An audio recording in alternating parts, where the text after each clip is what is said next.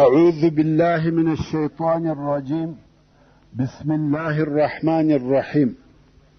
إن الحمد لله نحمده ونستعينه ونستغفره ونعوذ بالله من شرور أنفسنا وسيئات أعمالنا. من يهده الله فلا مضل له ومن يضلل فلا هادي له، وأشهد أن لا إله إلا الله وحده لا شريك له، وأشهد أن محمدا عبده ورسوله صلى الله عليه وآله وسلم تسليما كثيرا. أما بعد، د سرور کائنات صلی الله علیه و آله وسلم ژوند. محترم ورونو، زموږ قصه دې ځای ته را رسېدلې وه.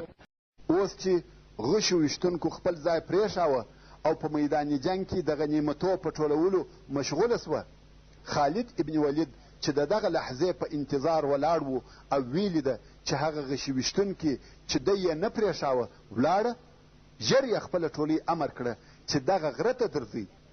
اوس نه غواړي چې د غره تر شا و میدان جنګ ته ورسي، بلکې په خپله پر غره ورخیږي.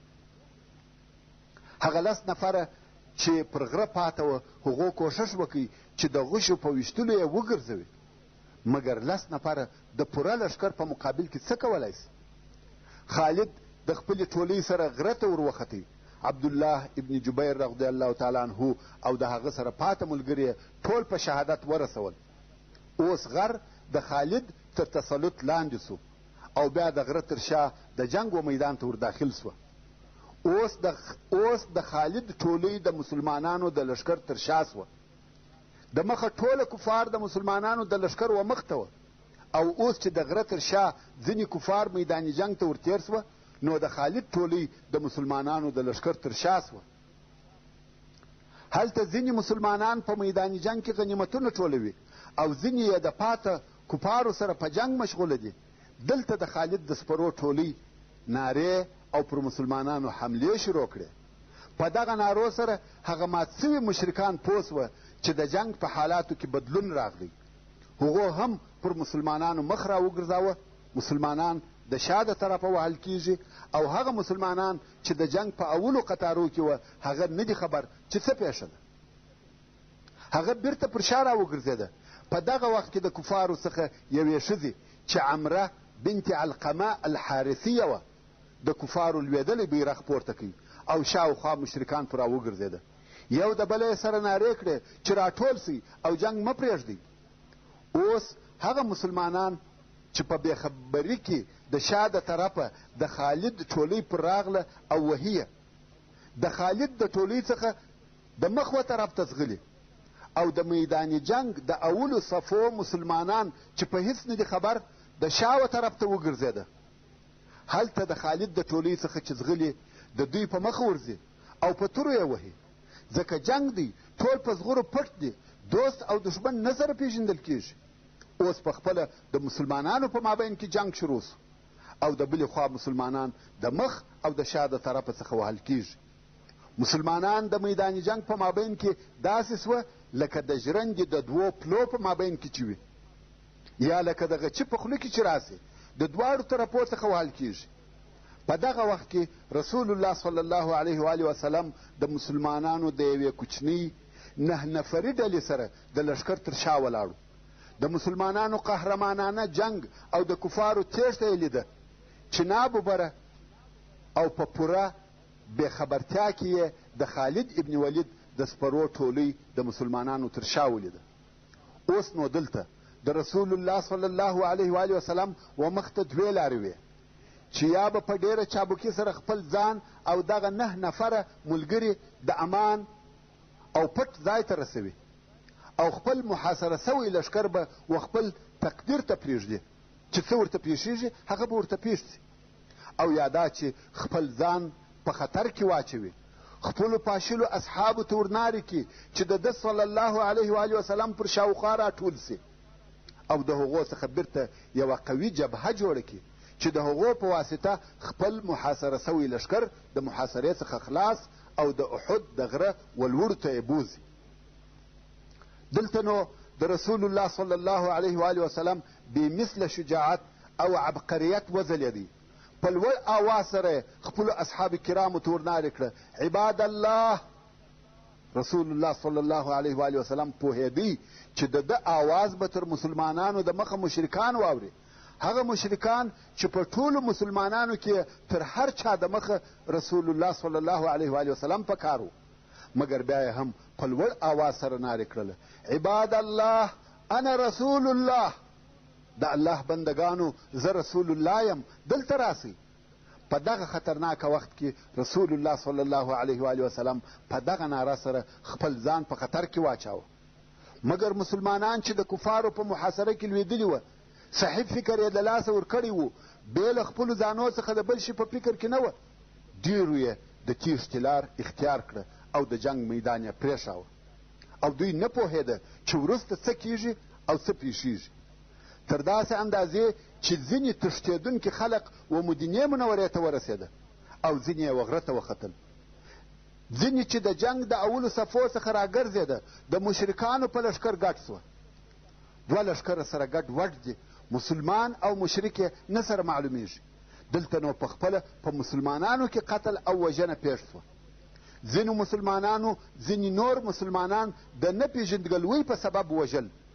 امام بخاري د حضرت عایشې رضی الله تعالی عنها څخه روایت کوي چې وایي: کوم وخت چې د احد ورځ وه او کفارو واضحه ماته وخوړه، ابلیس نارې کړه: یا عباد الله اخراکم، یعنې د شا د طرفه څخه ځانونه وساتئ چې دښمن د شا د طرفه درغلی. په دغه ناره سره د مسلمانانو د صفو اول خلق را وګرځېده او د خپلو وروستنیو صفو سره یې په وهلو شروع وکړه.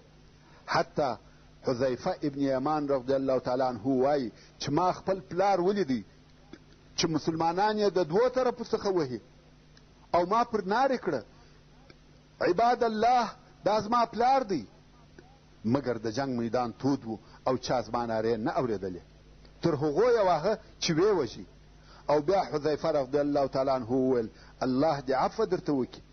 نو دغه کسان چې په میدان جنگ کې پاته وه، په هغو کې دغه ګډوډي پیښه سوه. ډېر کسان لکه ورک داسې وه، نه پوهېده چې چیرې ولاړ سي او څه وکړي.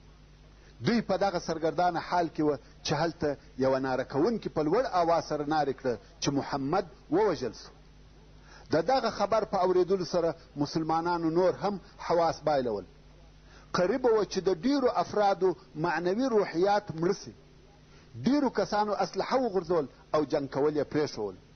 ځینې بیا په دې فکر کې سوه چې د عبدالله ابن ابی رئیس المنافقین سره ارتباط ونیسي چې د ابو سفیان څخه د دوی دپاره امان وغواړي.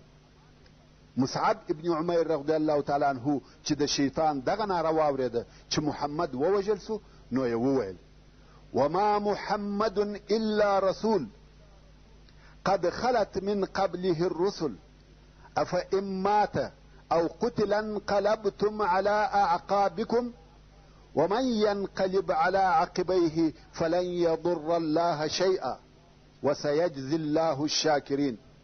یعنی ندی محمد مگر د الله جل جلاله یو رسول دی. په تحقیق سره تر د مخه ډېر رسولان تیر سوي دي. آیا که محمد صلی الله علیه و آله وسلم مړ سي یا شهید کړه سي، نو تاسې بیرته پر شا خپل کفر ته ورګرځئ؟ یعنې دا نه ده صحیح، ځکه هر بشر آخر د دنیا څخه تلونکی دی، او هر څوک چې بیرته و هغه خپل کفر ته وګرځي، نو الله جل جلاله ته هیڅ تاوان نه رسوي، او ډېر ژر به الله جل جلاله و شکر کوونکو ته د خیر جزا ورکړي. د شیطان د نارې په اورېدلو سره دغه جملې د مصعب ابن عمیر رضی الله تعالی عنه د خولې څخه راووتې. د مخه تر دې چې دغه آیات په قرآن مجید کې نازل سي، الله جل جلاله دغه آیات د ده رضی الله تعالی عنه پر ژبه جاري کړي، او بیا په وروسته کې جبریل علیه السلام دغه آیات شریف د الله جل جلاله د طرفه و رسول الله صلی الله علیه و آله وسلم ته راوړي، چې دا د سورت آل عمران 144 نمبر آیات دی.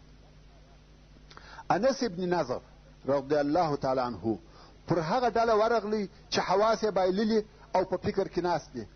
انس ابن نضر هغه څوک دی چې د بدر و غزا ته نو حاضر سوی او بیا یې قسم یاد کوي که بل وار د رسول الله صلی الله علیه و وسلم او قریشو په مابین کې جنگ پیر سو زه به الله جل جلاله ته هغه کارونه ورښکاره کم چې زه کوم. نو رښتیا هم انس رضی الله تعالی عنه دلته خپل شجاعت او مړانه ښکاره کړه. انس ابن نضر رضی الله تعالی عنه چې پر هغه ډله ورغلی چې حواس یې بایللي وه او په فکر کې ناست دي، ویل د څه شي انتظار کوئ چې ناست یاست؟ دوی ویل رسول الله صلی الله علیه و وسلم ووژل سو. ده ویل که رښتیا هم رسول الله صلی الله علیه و وسلم وژل سوی وي نو تاسې تر ده وروسته ژوند څه کوئ؟ ولاړ سئ او ځانونه پر هغه لار ووژنئ چې رسول الله صلی الله علیه و وسلم پر ووژل سو. او بیا انس ابن نضر رضی الله تعالی عنه وویل الهي زه د هغه څه څخه عذر درته کوم کوم چې مسلمانانو وکړه، او الهي زه د هغه څه څخه بری او بیزاره یم کوم چې مشرکانو وکړه. یعنی نه د مسلمانانو په دغه تیښته او حواس بایلولو خوښ یم او نه د مشرکانو دغه عمل خوښوم. او بیا رهي سو. سعد ابن معاذ رضی الله تعالی عنه په مخه ورغلی او ورته ویل یې چیرې ځې یا ابا عمر یا ابا عمر؟ انس ابن نضر رضی الله تعالی عنه ویل والله یا سعد د احد څخه د جنت بوی را باندې لګیږي. او لاړې تر هغو یې د کفارو سره جنګ کاوه تر څو چې شهید کړه سو. پس له جنګ څخه د ده جسد چا نه پیژندی چې دا څوک دی، ځکه د ده پر بدن 83 زخمه وه چې ځینې یې د تورو، ځینې یې د نیزو او ځینې یې د غوښو وه. نو د ده بدن هیچا ونه پیژندی بې له د ده د خور څخه چې هغې هم د ده پر یوه ګوته وپیژندی چې پخوا لا پرې سوې وه. سعد ابن معاذ رضی الله تعالی عنه ورسول الله صلی الله علیه و وسلم ته ویل والله یا رسول الله زما په وسه نه وه پوره چې داسې کار وکم لکه انس ابن نضر چې وکړي. ورونو څوک داسې جهاد کولی سي؟ څوک د دشمن سره دونه مخامخ کېدلی سي؟ څوک دونه تحمل او مقاومت کولی سي چې 83 زخمه دې زخمي سي او دی دې جنګ کوي؟ یو سړی یو ځای زخمي کیږي او د جنګ د میدانه څخه وځي. 2 زخمه خو څوک په تکلیف زغملی سي، مګر 83 زخمه او بیا دې هم جنګ کوي؟ سعد رضی الله تعالی عنه وایي موږ یې بدن لڅ کړي، په ټوله بدن کې یې د یوې لویشتې ځای نه و پاته چې زخم دې نه وي خوړلی. یعنې ټول جوړ ځایونه چې سره یو ځای کې یوه لویشت نه کېده. د الله عز وجل په لار کې یې ټوله بدن خوړن سوی و. ثابت ابن دحداح الانصاري وخپل قوم ته ورناړې کړه یا معشر الانصار که محمد صلی الله علیه و وسلم وژل سوی وي الله جل جلاله حی دی نمرې پر خپل دین باندې وجنګېږي، الله ستاسې ناصر او کامیابه کوونکی دی. د انصارو څخه یو څو نفره د ده ملګري سوه او د خالد د سپرو پر ټولۍ یې حمله وکړه تر څو چې خالد په نیزه ووژي او د ده نور ملګري هم شهیدان سوه. د مهاجرینو څخه یو نفر په میدان جنګ کې پر یوه انصاري ورغلی چې په خپلو وینو کې سره اوښتی. مهاجر ورته ویل ای فلانیه آیا ته خبر سوې چې محمد ووژل سو؟ یعنې تا دا خبر واورېدی؟ مهاجر ځان ته معلومات کوي چې خبر رښتیا دی که درواغ. نو ویل ته خبر سوې چې محمد صلی الله علیه و وسلم ووژل سو؟ انصاري ویل که محمد وژل سوی وي هغه خپل رسالت ورساوه، اوس تاسې پر خپل دین وجنګېږئ. په دغه قسم قربانیو او شجاعت سره د مسلمانانو د جنګیالیو معنویات او احساسات بیرته راژوندي سوه و دوی ته د دوی عقلونه او تدبیر بیرته راوګرځېده. نو یا هغه د تسلیمېدو او یا دا چې د عبدالله ابن ابی سره د خلاصون دپاره رابطه ونیسي افکار د دماغه وایسته. خپلې اسلحې یې واخیستې او د مشرکانو پر لښکرو یې حملې شروع کړې. کوښښ کوي چې د قیادت مرکز ته ځانونه ورسوي. په عین وخت کې دا معلومات هم ورته وسوه چې هغه د رسول الله صلی الله علیه و وسلم د وژل کېدو خبر هم یو جوړ سوی درواغ وه. دې معلوماتو د دوی قوت او همت نور هم ورزیات کړي. نو خود پس له ترخه جنګه او ټینګ مقاومته څخه د هغه محاصرې څخه خلاص وه او په کراره د خپل مرکز پر شاوخوا سره جمع کېده. هلته د صحابه کرامو په جمله کې یوه بله درېیمه ډله هم وه چې د هغو دپاره بل هیڅ شی دونه مهم نه و بې له د رسول الله صلی الله علیه و آله وسلم د ساتنې څخه، چې دغه ډلې د محاصرې په ماتېدلو او رسول الله صلی الله علیه و آله وسلم ته د ځان په رسولو کې هجوم او حملې شروع کړې، چې د دغه ډلې په مقدمه کې حضرت ابوبکر صدیق رضی الله تعالی عنه، حضرت عمر فاروق، حضرت علی بن ابي طالب رضی الله تعالی عنهم و. که څه هم دوی د جنگ په اولو صفو کې وه، خو کم وخت چې د رسول الله صلی الله علیه و آله وسلم پر مبارک ذات خطر حس کوي، نو اوس د ده صلی الله علیه و آله وسلم څخه د دفاع کوونکو په مقدمه کې ودرېده. کم وخت چې د مسلمانانو د لښکر ډېره حصه هلته په محاصره کې وه او د مشرکانو د ژرندې د دوو پلو په مابین کې میده کېده، هلته د رسول الله صلی الله علیه و آله وسلم پر شاوخوا ډېر شدید جنگ روان و. موږ مخکې درته وویل کم وخت چې مشرکانو د محاصرې عملیه شروع کړه، د رسول الله صلی الله علیه و آله وسلم سره بې له 9 نفرو بل هیڅوک نه وه. او کم وخت چې رسول الله صلی الله علیه و آله وسلم و مسلمانانو ته ورنارې کړه الی عباد الله انا رسول الله، مشرکانو هم د ده صلی الله علیه و آله وسلم آواز واورېدی او ویې پېژندی. د مخه تر دې چې رسول الله صلی الله علیه و آله وسلم ته د مسلمانانو د لښکره څخه یو څوک راورسېږي، کفارو په خپل ټول قوت او شدت سره پر ده علیه الصلاة وسلام حمله وکړه. نو د مشرکانو او د دغه 9 نفرو اصحاب کرامو په مابین کې داسې شدید جنگ شروع سو چې په هغه کې د محبت او قربانۍ، شجاعت او فداکارۍ نادره او بې مثله نمونې ښکاره سوې. امام مسلم د انس ابن مالک رضی الله تعالی عنه څخه روایت کوي چې رسول الله صلی الله علیه و آله وسلم د احد په ورځ د 9 نفرو سره یوازې پاته و، چې 7 نفره یې انصار وه او 2 نفره یې مهاجرین، چې دغه مهاجرین طلحه ابن عبید الله او سعد ابن ابي وقاص وه. کم وخت چې کفار و ده علیه الصلاة وسلام ته ورنږدې سوه، رسول الله صلی الله علیه و آله وسلم وفرمایل څوک دغه کفار زما څخه شړي او لرې کوي او هغه لره جنت دی، یا په جنت کې زما ملګری دی. د انصارو څخه یو سړی ور دمخه سو، تر هغو یې جنګ کاوه چې ووژل سو. کفار نور هم و رسول الله صلی الله علیه و آله وسلم ته ورنږدې سوه. دغه رنګه یو نفر د انصارو څخه ورته درېږي تر څو چې 7 سره ووژل سوه.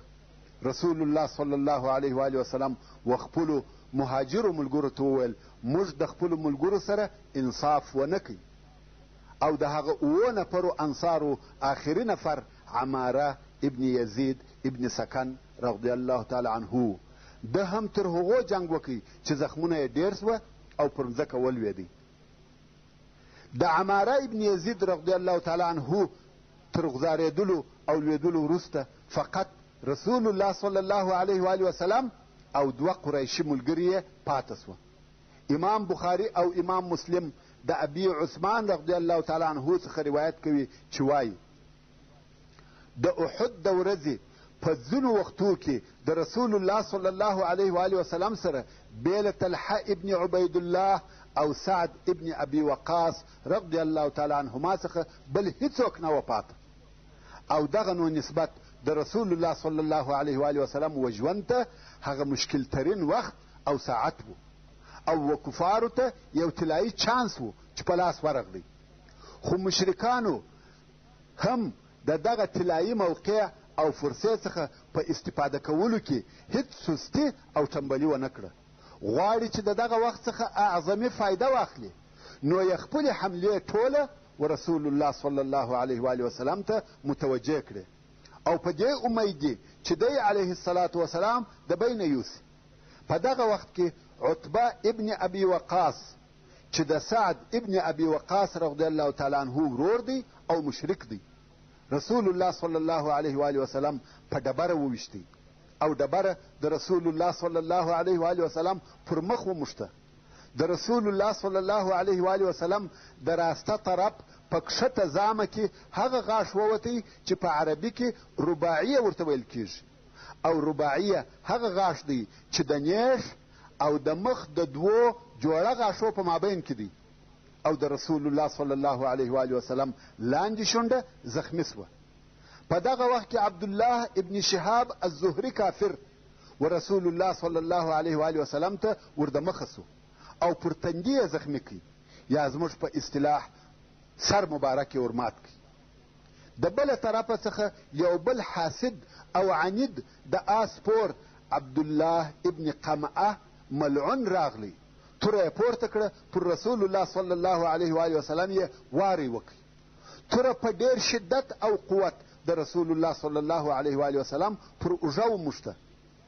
څرنګه چې رسول الله صلی الله علیه و آله وسلم دوې زغرې یوه پر بله سربیره اغوستې وې، نو د تورې وارې د دغه زغرو په سبب د پرې کېدو تاثیر ونه کوي، ځکه توره پر اوسپنه وموښته، مګر واری ډېر قوي او شدید و. تر یوې میاشتې زیات رسول الله صلی الله علیه و آله وسلم د اوږې د درد څخه شکایت کاوه.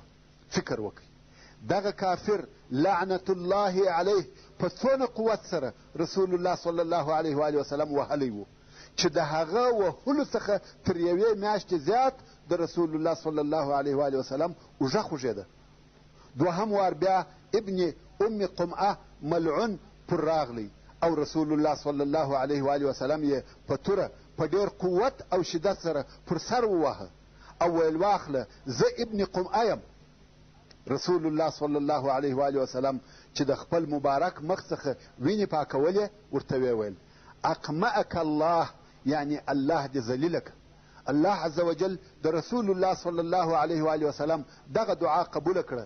ابن قمعه چې د دغه جنګ څخه خپل کور ته ولاړی، نو بیا و خپلو پسو ته ور ووتی. د ده پسونه چې د غره پر یوه لاش ګرځېده دی هلته ورغلی، د پسو په مابین ور ننوتی، د ده د پسو څخه یو ښکرور وزګړي پر راعلا کړه او ده یې په سر داسې وواهه چې د غره د لاشه څخه لاندې واچاوه. په ګیلېدو لاندې ولوېدی، ټوک ټوک او مردار سو.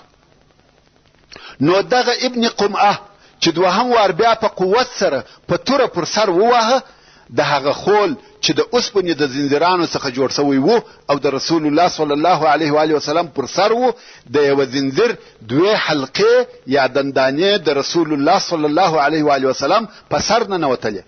پر دغه سربیره بیا هم رسول الله صلی الله علیه و آله وسلم ولاړ دی، سره د دې چې پر رسول الله صلی الله علیه و آله وسلم د تورې دوه ډېر سخت او شدید وارونه وسوه، خو بیا هم په رسول الله صلی الله علیه و آله وسلم کې طاقت سته او مقاومت کوي. ورونو تاسې به نن ورځ د کفارو و ځینو کارو او خبرو ته په تعجب کې یاست چې دوی ولې پر رسول الله صلی الله علیه و آله وسلم دغسې ناوړه خبرې کوي. خدا د تعجب وړ او د تعجب ځای نه دی. تاسې د رسول الله صلی الله علیه و آله وسلم و ژوند ته وګورئ چې د دعوت د اولې ورځې څخه د شیطان نوکرانو زموږ د لارښوونکي نور سره څه کول او څه کړي دي. خو الله عز وجل خامخا خپل دین غالبه کړی او غالبه کوي. د سپو غپاوه اسمان ته نه رسیږي، یا وایي د سپې په خوله دریاب نه مرداریږي. په صحیح حدیث کې راغلی دي کم وخت چې د رسول الله صلی الله علیه و آله وسلم مبارک غاښ مات سو او په سر کې زخمی سو، رسول الله صلی الله علیه و آله وسلم د خپل مبارک مخ څخه وینې پاکولې او ویل یې څنګه به هغه قوم خلاص او کامیاب سي چې دوی د خپل نبی مخ ورزخمی کوي او غاښ یې ورمات کوي. حال دا چې دغه نبی و الله ته دعوتوي. الله عز وجل په دغه باره کې د سورت آل عمران په 128 نمبر آیات کې فرمایي لیس لک من الامر شیء او یتوب علیهم او يعذبهم فانهم ظالمون. الله عز وجل په دغه دردون کې حالت کې خپل رسول صلی الله علیه و آله وسلم ته فرمایي تعالی په امورو کې هیڅ اختیار نشته، بلکې الله جل جلاله د هر شي اختیاردار دی. یا به الله جل جلاله د دوی توبه قبول کړي، یا به دوی ته عذاب ورکړي، او بېشکه چې دوی ظالمان دي.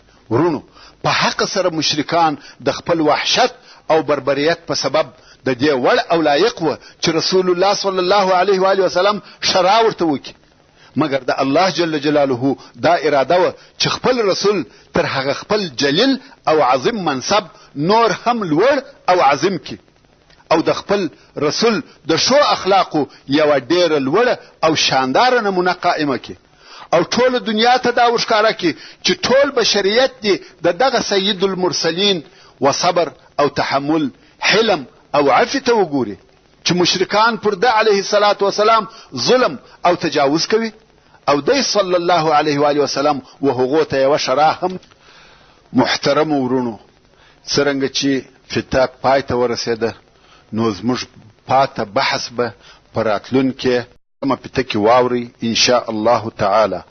وصلى الله تعالى على خير خلقه محمد وآله وأصحابه وأهل بيته أجمعين. والسلام عليكم ورحمة الله وبركاته.